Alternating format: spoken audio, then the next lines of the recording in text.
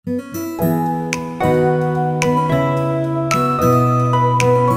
Legal मित्र Ravindra Dikshit advocate अपने YouTube channel advocate talks by Ravindra Dikshit पर फिर एक बार हाजिर हूं एक नए विषय के साथ। दोस्तों, वक्फ एक्ट की धारा 40 बड़ी चिंताजनक है। वक्फ एक्ट की धारा 40 के अनुसार कोई भी संपत्ति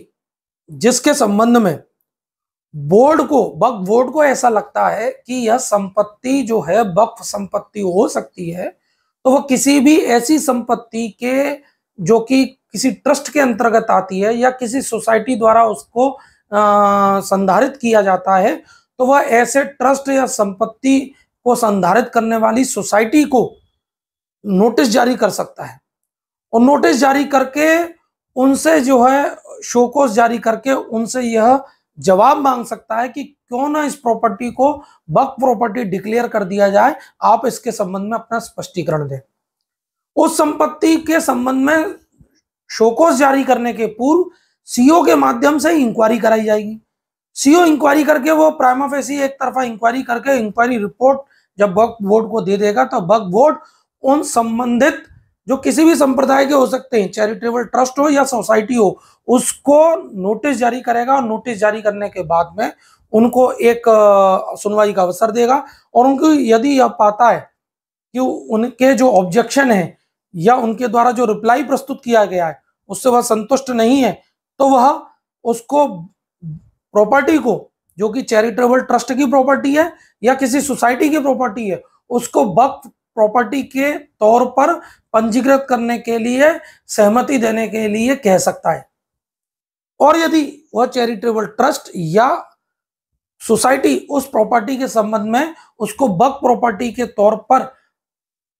देने के लिए सहमति नहीं देते हैं, तो वह एक तरफा निर्णय ले सकता है कि यह वक्फ प्रॉपर्टी है और इसको वक्फ प्रॉपर्टी के तौर पर पंजीकृत किया जाता है, इसको डिक्लेयर किया जाता है, इसको नोटिफिकेशन जारी किया जाता है और वह ये नोटिफिकेशन जारी करने के बाद